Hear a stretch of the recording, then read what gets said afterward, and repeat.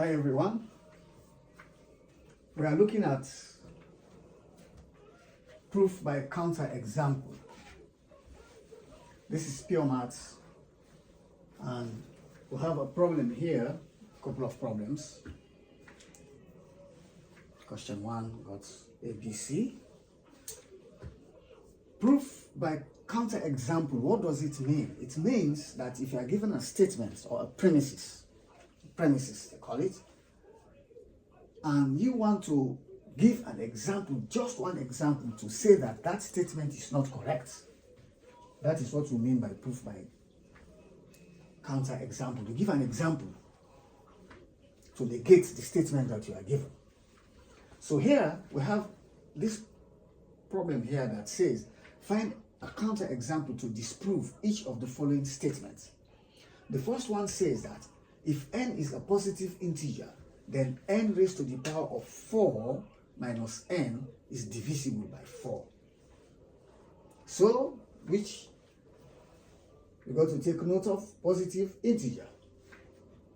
That is only, it's like counting numbers, starting from 0 this time. 0, 1, 2, 3, 4, ignoring the negative numbers. Those are the positive integers. So first and foremost, we have our equation here, n raised to the 4 minus n. This is what we are given. And they said is divisible by 4 for all positive integers. So let's see whether that is true. And how do we prove that it is true or not? It's just by trying the positive integers. So let's start with 1. When n is 1, then n to the power of 4, you have 1 to the power of 4 minus 1, which is 0. Is 0 divisible by 4? Yes. 0 is divisible by 4. So we still carry on, because the statement is still correct, the statement that is given. When n is 2, now, if n is 2, you now have n, this is 2 now raised to the power of 4 minus n, which is 2. So let's simplify this. 2 raised to the power of 4, that is 16, minus 2, that gives you 14. Is 14 divisible by 4? No, 14 is not divisible by 4.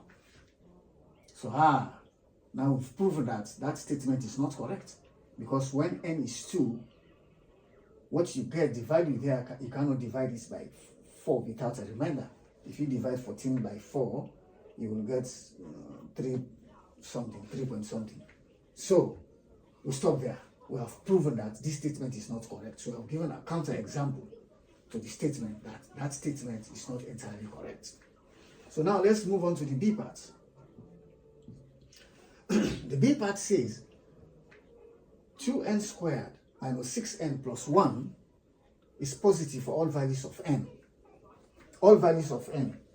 This is different from the first one.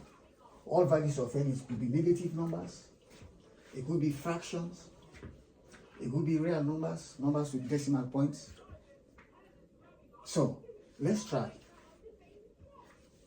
You are given the equation as 2n to the power of 2 minus 6n plus 1 for all values of n. Let's start with 0. So when n is 0, here you get 2 to the 0 power of minus 6 times 0 plus 1.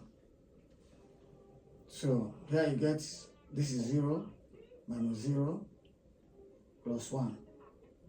So you get 1. So yes, it's correct. It's still positive when n is 0. Now when n is 1, what do you get? 2 raised to the 2 times 2 to the 1 to the power of 2 minus 6 times 1 plus 1. So what do we get here? This is 2 minus 6 plus 1. So you get 3 minus 6. This is minus 3.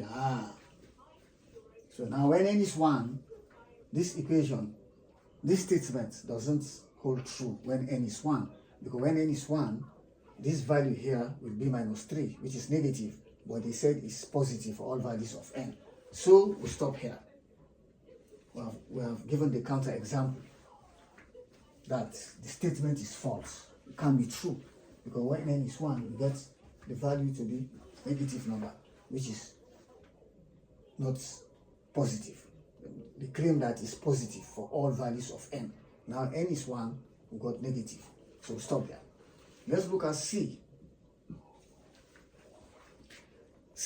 Question C says 2 raised to the power of n minus 2n minus 4 is a multiple of 3 for all integer values of n. I take off this one. The space, create space. Always like to create space. Yeah? So have this equation here. I'm looking at C. 2 to the n squared minus 2n minus 4 is a multiple of 3 for all integer values of n. Again, this one, they just say all values of n, all integer values. So integer values here means from 0 to 1 to, for all integer, even minus 1, minus 2.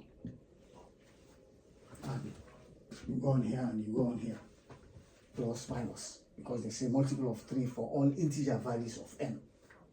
So this is what you have. So let's see what you get. And they say it's a multiple of 3. So let's start with, I'd like to start with 1. You can start with any number. You can start with minus 5, minus 6. But I like to start with 0 when you are given this sort of product. You want to start from 0. It's a multiple of 3 for all integer values. Well, the problem with integer, some books 0 is an integer, some books 0 is not. So let me leave it because it has that kind of misunderstanding about 0. Let's start with 1. When n is 1,